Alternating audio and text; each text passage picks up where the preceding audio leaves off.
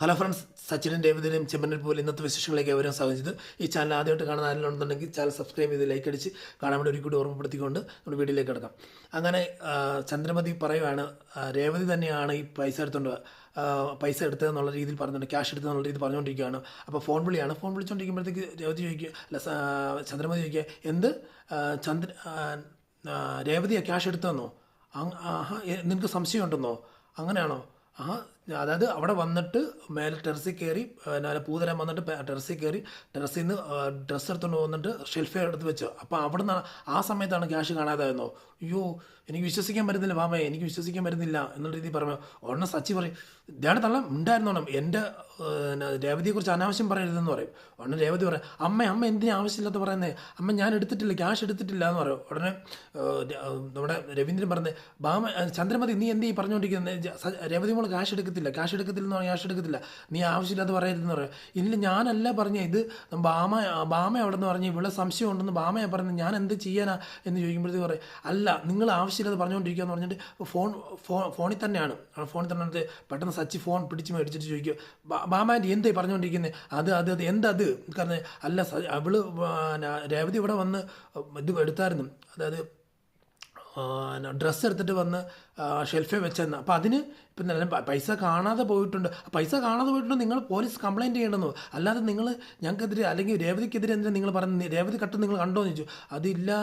അല്ല നിങ്ങൾ ആവശ്യമില്ലാത്ത പറഞ്ഞുകൊണ്ടിരിക്കരുത് എന്ന് പറഞ്ഞ് പെട്ടെന്ന് ഫോൺ കട്ട് നിങ്ങൾ എന്നിട്ട് നീ അത് ബാമയാണ് പറഞ്ഞതെന്ന് ചന്ദ്രമതി എടുത്ത് പറയുമ്പോഴത്തേക്ക് അത് എനിക്ക് സംശയമുണ്ട്, ബാമയല്ല പറഞ്ഞത്, നിങ്ങൾ തന്നെ പറഞ്ഞത് എനിക്ക് സംശയമുണ്ട്, എനിക്ക് നിങ്ങൾ തന്നെ സംശയം, നിങ്ങളല്ലാതെ വേറെ ആരോ, നീ ആവശ്യമില്ലെന്ന് പറയാനെന്ന് പറയാം, എന്നെ ആവശ്യമില്ലാതെ നിങ്ങൾ തന്നെ പറഞ്ഞത്. പിന്നെ ഞാൻ ഉടനെ രവീന്ദ്രൻ പറയാം, ചന്ദ്രമതി നീ ഓരോ കുറ്റങ്ങൾ ഇവളെ ഏൽപ്പിച്ചുകൊണ്ടിരിക്കുക, അതുകൊണ്ട് നീ പറഞ്ഞത് ശരിയല്ല, നീ ഇത് മാറ്റണം, നീ എന്തിനാ ഇങ്ങനത്തെ കളത്തിലൊക്കെ പറഞ്ഞുകൊണ്ടിരിക്കുക? രവീന്ദ്രേട്ടൻ ഞാനല്ല, പാമ പറഞ്ഞത് കൊണ്ടല്ല ഞാനിങ്ങനെ പറഞ്ഞ്, അത് മാത്രമല്ല ഇവരുടെ കുടുംബം ഒരു കള്ളത്തരം കാണിക്കുന്ന ഒരു കുടുംബമായി പോയില്ല, അതുകൊണ്ടാണ് ഞാനിങ്ങനെ പറയുന്നത് പറഞ്ഞു. ഉടനെ സച്ചി തള്ളെ നിങ്ങൾ നിർത്ത്, കാരണം നിങ്ങൾ ഈ പറയുന്നുണ്ടല്ലോ ആ കുടുംബത്തെക്കാട്ടും കള്ളത്തരം കാണിച്ച കുടുംബം ഇതാണ്. അതാണ് ഇവനില്ലേ, ഒരു പെണ്ണിനെ കണ്ണീര് കുടിപ്പിച്ച് കല്യാണ മണ്ഡപത്തിൽ വെച്ച് കണ്ണീര് കുടിപ്പിച്ച് കെട്ടാതെ അവൻ ഒളിച്ചോടി ഇവനെ ഒരുത്തന്നെ നാറി ഇവൻ നിൽക്കുന്നത്. അതുപോലെ 50 ലക്ഷം രൂപ വീട്ടിൽ നിന്ന് അടിച്ചുകൊണ്ട് പോയത്. അതുപോലെ ഇവൻ്റെ രേവതിയുടെ സ്വർണം ഗോൾഡ് കവറിങ് ആയത് എങ്ങനെയാണ്? അത് നിങ്ങൾ രണ്ടുപേരും കാണിച്ച പരിപാടിയല്ലേ? അപ്പം ഇതിൻ്റെ ഇപ്പം ഈ കുടുംബത്തെ എന്താ വിളിക്കുന്നത്? മോഷ്ടാവിൻ്റെ കുടുംബം എന്ന് പറഞ്ഞു. ഉടനെ ചന്ദ്രമതി ആകെ വിറങ്ങലിച്ച് നിൽക്കുക. അതിപ്പോൾ ഞാൻ എന്നാ ചെയ്യാൻ? അവരങ്ങനെ പറഞ്ഞു. ഉടനെ ശ്രീകാന്ത് പറയാം, രേവതിയെടുത്ത് ക്യാഷ് എടുക്കത്തില്ലെന്ന് എനിക്ക് നല്ല ഉണ്ടെന്ന് പറഞ്ഞു. ഉടനെ അത് കഴിഞ്ഞുകൊണ്ട് വർഷ പറയുക, ആൻറ്റി എന്ത് ഇങ്ങനെ ആവശ്യമില്ലാത്ത കുറ്റം നമ്മുടെ രേവതി ചേച്ചിയോട് പറയുന്നത്? ഞാൻ രേവതി ചേച്ചും മിണ്ടത്തില്ല, ശരിയാണ്, പക്ഷെ ന്യായമൊന്നുണ്ട്. ആ ന്യായം എന്നുള്ള രീതി നോക്കുകയാണെങ്കിൽ നിങ്ങളും അല്ല തെറ്റുകാരില്ല, ഞാൻ എന്നെ തെറ്റുകാരി എന്ന് ചന്ദ്രമതി ചോദിക്കുന്നത്. അത് നിങ്ങൾ തെറ്റുകാരി, നിങ്ങളും അതേ സമയം അവിടെ ഉണ്ട്. അപ്പോൾ ആ ക്യാഷ് നിങ്ങൾ എടുത്തിട്ട് രേവതി ചേച്ചിയുടെ തലയിൽ ഈ ആരോപണം കെട്ടി വെക്കുമല്ലേ? അങ്ങനെ വെക്കുമ്പോഴത്തേക്ക് നിങ്ങൾക്ക് ക്യാഷ് കിട്ടുകയും ചെയ്യും, രണ്ടാമത് ആദ്യത്തെ ക്യാഷ് കിട്ടുകയും ചെയ്യും, രണ്ടാമത് ഇവർക്ക് ക്യാഷ് മേടിച്ചെടുക്കാനുള്ള പരിപാടിയല്ലേ നോക്കിയെന്ന് പറഞ്ഞാൽ എടി എന്ന് പറഞ്ഞൊന്ന് വിളിക്കുക. എടി എന്നെ അങ്ങനെ വിളിച്ചിട്ടൊന്നും കാര്യമില്ല, നിങ്ങൾ കാണിച്ച് തെറ്റാണെന്നുണ്ടെങ്കിൽ തെറ്റി തന്നെ ഞാൻ പറഞ്ഞിരിക്കും, അല്ലാതെ വേറൊന്നല്ല. ഉടനെ സച്ചി പറയാം, ഈ കേസ് എങ്ങനെ കണ്ടുപിടിക്കണമെന്ന് എനിക്കറിയാം, കാരണം ഇത് സച്ചി അല്ല രേവതി അല്ല എടുത്തെന്ന് പറഞ്ഞ് അത് കണ്ടുപിടിക്കാൻ എങ്ങനെയാണെന്ന് അറിയാമെന്ന് പറയുന്നുണ്ട്. ഇതെല്ലാം കണ്ട് രേവതി പറഞ്ഞു, അയ്യോ ഇതെൻ്റെ ഇവിടെ എന്ത് വിഷയം നടന്നാലും എൻ്റെ തലയിലാണല്ലോ വന്ന് വീഴുന്നത്, ഞാൻ എന്ത് തെറ്റ് ചെയ്തിട്ട്, ഞാൻ ഇത്രയും നിഷ്കളങ്കതയായിട്ട് നിന്നിട്ടും പോലും എനിക്കാണല്ലോ പണി വരുന്ന എല്ലാം പ്രശ്നങ്ങളും എല്ലാം വേദനകളും എനിക്ക് തന്നെയാണല്ലോ എന്നുള്ള രീതി വന്നിങ്ങനെ ഒരു സോഫയിൽ വന്നിരിക്കുകയാണ്.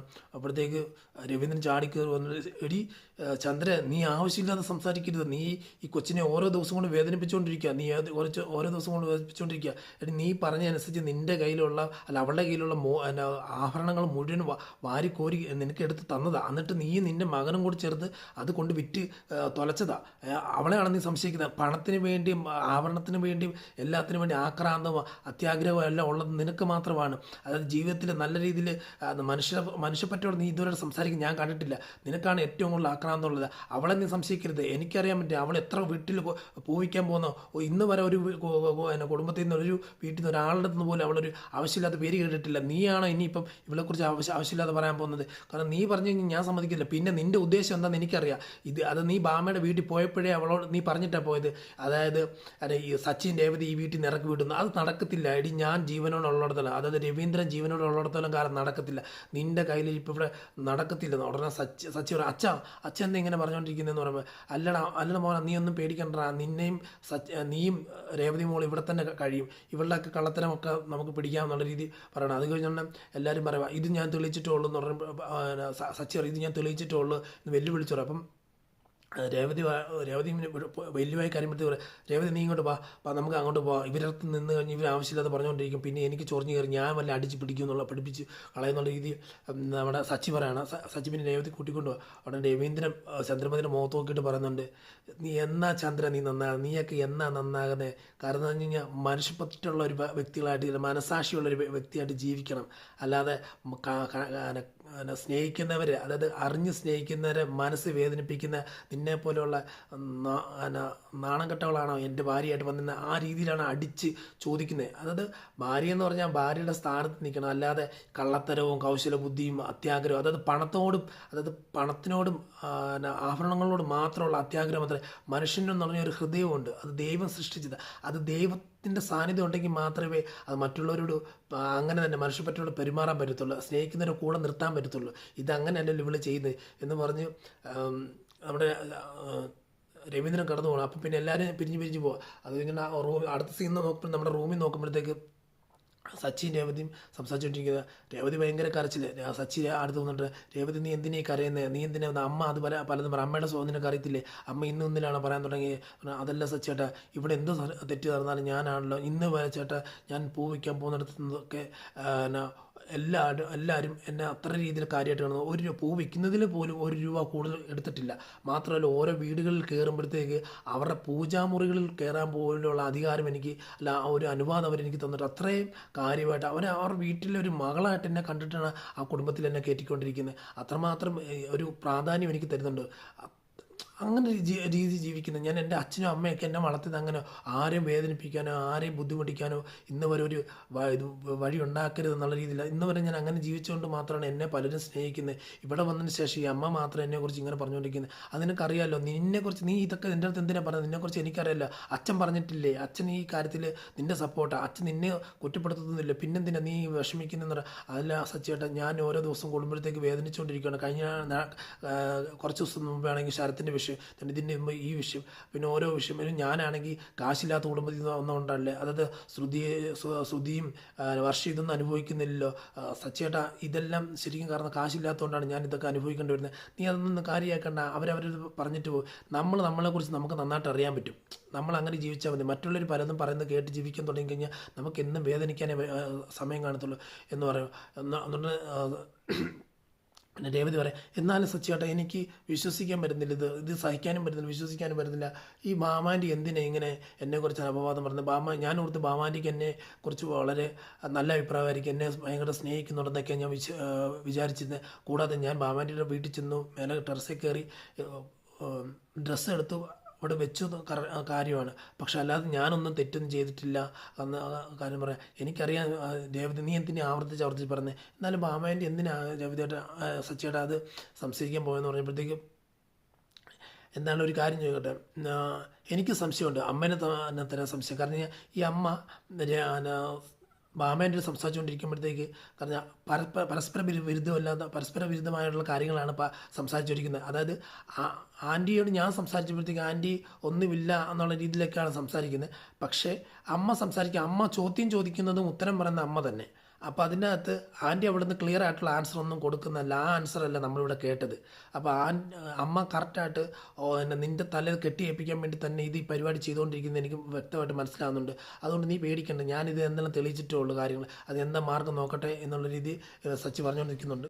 അങ്ങനെ സച്ചി രേവതിനെ ആശ്വസിപ്പിച്ചിട്ട് അങ്ങനെ പോയി മാറി നിന്നിട്ട് സ്വയം പറയുകയാണ്, എന്താണെങ്കിലും അവൾ നന്നായിട്ട് പേടിച്ചിട്ടുണ്ട് ഈ കേസിൽ. ഇനി എന്താണ് ഇതിന് കണ്ടുപിടിച്ച് രേവതിനെ അത് ആ കുറ്റത്തിൽ നിന്ന് മാറ്റിയേ പറ്റൂ എന്നുള്ള രീതി ചിന്തിച്ചുകൊണ്ടിരിക്കുകയാണ്.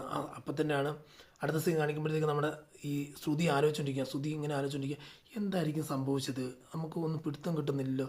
കാരണം ഞാൻ ആലോചിച്ചത് ആ ക്യാഷ് എവിടെ നിന്ന് കിട്ടി എന്നുള്ള ചോദ്യം വരുന്നത് കൊണ്ട്, അതായത് ഇതിൻ്റെ ഉറവിടം എവിടെ, സോഴ്സ് എവിടെയാണെന്ന് അറിയാത്തത് കൊണ്ട് ചോദ്യം വരുന്നത് കൊണ്ട് ഈ ബാമ ആൻറ്റി അല്ലെങ്കിൽ ചന്ദ്രമതി ഇത് പറയത്തില്ല, ആൻറ്റി ഇത് പറയത്തില്ലെന്ന് ഓർത്തിരുന്നത്. പക്ഷേ കറക്റ്റായിട്ട് ഇപ്പോൾ 2 ലക്ഷം രൂപ പോയെന്ന് പറഞ്ഞിട്ടുണ്ടല്ലോ. ഇതിപ്പം കറങ്ങി തിരിച്ച് കേസായിട്ട് വരും, പോലീസ് കംപ്ലയിൻറ്റ് ചെയ്യും, ഓട്ടോമാറ്റിക്കായിട്ട് കേസ് അന്വേഷിച്ച് വരുമ്പോഴത്തേക്ക് രേവതി എടുക്കത്തില്ല എന്നുള്ള രീതിയിലൊക്കെ വരും. പിന്നെ എന്നിൽ തന്നെ ആയിരിക്കുമല്ലോ കറങ്ങി വരുന്നത്. ഇതിപ്പോൾ നമ്മൾ പ്രതീക്ഷയിലപ്പുറമായിട്ടുള്ള ഗുലുമാലാണല്ലോ വരുന്നത്. ഊരാക്കുടുക്കിലേക്കാണ് ഞാൻ പോകുന്നത്, ഇപ്പം ഞാൻ പെട്ടു പോകുമോ എന്നുള്ള രീതിയിലൊക്കെ ഇങ്ങനെ ആലോചിച്ചിട്ട് ഇത് ആകെ പ്രശ്നത്തിലായല്ലോ, ഇതൊക്കെ എന്താ ഇവരിങ്ങനെയൊക്കെ ചെയ്യുന്നത് എന്നുള്ളത് ഇങ്ങനെ ആലോചിച്ചുകൊണ്ടിരിക്കുകയാണ് ശ്രുതി. അപ്പോൾ തന്നെ വേറെ രീതിയിലൊരു വട്ടനെ പോലെയാണ് നമ്മുടെ ശ്രുതി ആലോചിച്ചുകൊണ്ടിരിക്കുക. എന്നാലും രേവതി തന്നെയായിരിക്കും എടുത്ത്, രേവതി തന്നെ ആയിരിക്കുക. ശ്രുതി നമ്മുടെ ഈ ക്യാഷ് നമ്മുടെ അമ്മയുടെ ക്യാഷ് എടുത്ത് രേവതി തന്നെ കേട്ടോ. ഇതിങ്ങനെ വെറുതെ വിട്ടാൽ ശരിയാകത്തില്ല. നമുക്ക് കംപ്ലയിൻറ്റ് ചെയ്യാം, എവിടെ പോലീസ് കംപ്ലയിൻറ്റ് ചെയ്യാൻ പറഞ്ഞാൽ ഞാനൊന്നും വരുന്നില്ല, നീ ഒരെണ്ണം ശ്രുതി പറയുക, എന്താ നീ ഇങ്ങനെ പറയുന്നത്, നമ്മളൊന്നും ആവശ്യമില്ലാത്ത കാര്യത്തിൽ ഇടപെടണ്ട എന്ന് ശ്രുതി പറയുക. അത് അമ്മയുടെ ക്യാഷ് എന്ന് പറയുക. അങ്ങനെയല്ലോ, അമ്മ വിഷമിച്ചിരിക്കുന്ന നീ കണ്ടതല്ലേ എന്ന് പറയുക. അമ്മയ്ക്ക് പിന്നെ എപ്പോഴും വിഷമിക്കാമല്ലോ, കാരണം ഇതിപ്പം ആവശ്യമില്ലാത്ത കാര്യത്തിലല്ലേ. ഇപ്പോൾ ശ്രുതി രേവതി തന്നെ കട്ടെടുത്തെന്ന് ആരും അറിയത്തില്ലോ, പിന്നെന്തിനാ നിങ്ങളെന്തിനാ ആവശ്യമില്ലാത്ത കംപ്ലയിൻ്റ് ഒക്കെ ചെയ്ത് കൊടുക്കാൻ പോകുന്നത് എന്നുള്ള രീതിയിൽ പറയുക. നീ എന്തിനാ ഇങ്ങനെയൊക്കെ സംസാരിക്കുന്നതേ ശ്രുതിയും ചോദിക്കുമ്പോഴത്തേ പിന്നെ ഞാൻ എങ്ങനെ സംസാരിക്കണ്ടേ, ഓരോ കേസുമായിട്ട് വന്നോളും എന്ന് പറഞ്ഞ് ചുമ്മാ ദേഷ്യപ്പെട്ടിട്ട് ഇറങ്ങിപ്പോവാണ്. ഉടനെ നമ്മുടെ ശ്രുതി ആലോചിക്കണം, ഒരു ദേവതയെ കുത്താൻ കിട്ടുന്ന ഒരു അവസരം പോലെ പാഴാക്കത്തോളാണല്ലോ ശ്രുതി. പിന്നെ ഈ കേസിന് എന്താ പറ്റിയേ, വേറെ എന്തെങ്കിലും ഉണ്ടോ, എന്തെങ്കിലും സംതിങ് മിസ്സിങ്, എവിടെയോ എന്തൊക്കെയോ പ്രശ്നങ്ങൾ, അതായത് സംതിങ് പ്രോബ്ലം എന്നൊക്കെ പറഞ്ഞുകൊണ്ട് ഇങ്ങനെ ഇരിക്കുകയാണ്. അങ്ങനെ ഇങ്ങനെ ആലോചിച്ചിട്ടുണ്ടെങ്കിൽ അടുത്ത സീൻ കാണിക്കുന്നത് നമ്മുടെ സച്ചിനാണ്. സച്ചിൻ നേരെ ബാമാൻ്റെ വീട്ടിൽ പോകണം. ബാമാൻ്റെ വീട്ടിൽ ചെന്ന് കഥ കോളിമില്ലടിക്കുമ്പോഴത്തേക്ക് കയറി പോര് എന്ന് ബാമ പറയാണ്. അപ്പോൾ അകത്ത് കയറി ചെന്ന് കഴിയുമ്പോഴത്തേക്കും അങ്ങനെ അടുത്ത് ചെന്നപ്പോഴത്തേക്ക് ബാമ ഇങ്ങനെ നോക്കി കഴിയുമ്പോഴത്തേക്ക് ഞെട്ടി തിരിച്ചിരിക്കുക. എന്നാ ആൻറ്റി എന്ന് പറഞ്ഞാൽ നോക്കുന്നത്, ഒന്നുമില്ല എന്ന് പറയാം. അല്ല വന്നിട്ട് ഇത്ര നേരമായിട്ട് എന്നെ ഒന്ന് ഇരിക്കാൻ പോലും പറയുന്നില്ലോ. അതല്ല, അത് മോനെ ഞാൻ നിന്നെ ആദ്യം പെട്ടെന്ന് കണ്ടപ്പോഴത്തേക്ക്, അല്ല എന്നെ പെട്ടെന്നല്ല കാണുന്നില്ല, എന്നെ ഇന്ന് ആദ്യമായിട്ടല്ലോ കാണുന്നത്, കൊച്ചിലും മുതൽ എന്നെ കാണുന്നില്ലേ, അല്ല മോനെ പെട്ടെന്ന് കണ്ടപ്പോഴത്തേക്ക് എന്താ മോൻ ഇരിക്കുന്നു പറഞ്ഞ് ഇരുത്തും. അങ്ങനെ ഇരുന്ന് കഴിയുമ്പോഴത്തേക്ക് പിന്നെ സച്ചി അടവെടുക്കാൻ തുടങ്ങുക. സച്ചി മുഖമൊക്കെ മറച്ചു വെച്ചിട്ട് ഇങ്ങനെ, എന്നാലും ആൻറ്റി ഭയങ്കര വിഷയം വീട്ടിൽ നടക്കുന്നത്, എന്ത് ചെയ്യാൻ, ആരോട് എങ്ങനെ പറയാൻ, കാരണം സത്യം എന്താണെന്ന് ആർക്കും അറിയത്തില്ല ഇപ്പം. പക്ഷെ ഒരാളെ തന്നെ ഇട്ട് വേട്ടയാടിക്കൊണ്ടിരിക്കുന്ന, അതായത് പിച്ച് ചീന്തിക്കൊണ്ടിരിക്കുന്ന ഒരവസ്ഥയാണ് ഇപ്പോൾ. ആൻറ്റിക്കറിയില്ല രേവതി അങ്ങനെ ചെയ്യുമോ, രേവതിയെക്കുറിച്ച് ആൻറ്റിക്ക് അറിയത്തില്ലേ. ഒന്നാമത്തെ കാര്യം ഞാൻ ആൻറ്റി ഇങ്ങനെ പറഞ്ഞെന്ന് പറഞ്ഞാൽ അവൾ എന്നെ കരച്ചിലാണെന്നറിയാം. കാരണം കൂടുതലായിട്ട് അമ്മ പറഞ്ഞതല്ല, ആൻറ്റി പറഞ്ഞത്. ആൻറ്റി അത്രമാത്രം ഇഷ്ടപ്പെടുന്നൊരു ആളാണ് എൻ്റെ ഭാര്യ. ആൻറ്റിയും കൂടെ ഇങ്ങനെ പറഞ്ഞു തരുമ്പോഴത്തേക്ക് എൻ്റെ ഭാര്യയ്ക്ക് സഹിക്കാൻ പറ്റുന്നില്ലെന്നാണ്. അതുപോലെ എന്നാലും ഇങ്ങനെ പറയരുത് ആൻറ്റി, കാരണം വീട്ടിൽ എന്തൊക്കെ വിഷയം നടക്കുന്നുണ്ടോ. കാരണം അവളിവിടെ വന്നത് കറക്റ്റാണ്. അതുപോലെ അങ്ങനെയാണ് നോക്കുകയാണെങ്കിൽ പാർലടുത്ത് ശ്രുതി ഇവിടെ വന്നിട്ടുണ്ടല്ലോ, അപ്പോൾ അവളെ സംശയിക്കത്തില്ലേ. അപ്പോൾ പിന്നെ നിങ്ങളിങ്ങനെ പറഞ്ഞ് ബാമയെന്ന് പറയുമ്പോഴത്തേക്ക് ബാമേൻ്റെ എന്ന് പറയുമ്പോഴത്തേക്ക് വലിയ കാര്യമായിട്ട് കണ്ടുകൊണ്ടിരിക്കുന്നത്. ഇതിപ്പോൾ ഇങ്ങനെ വന്നു കഴിയുമ്പോഴത്തേക്ക് നിങ്ങളെന്ന് പറയുമ്പോഴത്തേക്ക് ഒരു മനസാക്ഷിയുള്ള വ്യക്തിയാണ്. എല്ലാവരും പറഞ്ഞത് എല്ലാവരും പല രീതിയും പറഞ്ഞു പറഞ്ഞാൽ പോലും നിങ്ങൾ അങ്ങനെയല്ല. നിങ്ങൾ സത്യസന്ധമായിട്ടുള്ള കാര്യങ്ങൾ പറഞ്ഞ് നിനക്ക് ചെറിയ രീതി സോപ്പിട്ടുകൊണ്ടിരിക്കണം. അതുപോലെ ഞാനൊന്നും പറഞ്ഞിട്ടില്ല രേവതി അടുത്തെന്ന് ക്യാഷ് എടുത്തെന്ന് ഞാൻ പറഞ്ഞിട്ടില്ല. അത് നിൻ്റെ അമ്മ പറഞ്ഞതാ, ഞാനൊന്നും അങ്ങനെ പറഞ്ഞിട്ടില്ലെന്ന് പറയാം. പിന്നെ ആരാ സച്ചി ചോദിക്കുന്നത്, പിന്നെ ആരാ ഈ കള്ളത്തരം പറഞ്ഞത് എന്നുള്ള ഇത് ചോദിച്ച് നിൽക്കുന്നുണ്ട്. ആ സീനോടാണ് നമ്മുടെ ഇന്നത്തെ വിശേഷം അവസാനിക്കുന്നത്. അതിനാൽ വ്യൂവേഴ്സ്, നിങ്ങളുടെ ഓരോരുത്തരുടെ സപ്പോർട്ട് ഞാൻ ആഗ്രഹിക്കുന്നുണ്ട്. നിങ്ങളെ ലൈക്ക് അടിച്ച് ചാനൽ സബ്സ്ക്രൈബ് ചെയ്യാൻ വേണ്ടി ഒരു കൂടി ഓർമ്മപ്പെടുത്തിക്കൊണ്ട് ഈ വീഡിയോയിൽ വിട പറയുന്നു. നാളത്തെ വിശേഷമായി പെട്ടെന്ന് വരാം എന്ന് പറഞ്ഞുകൊണ്ട് വിട പറയുന്നു. Thank you.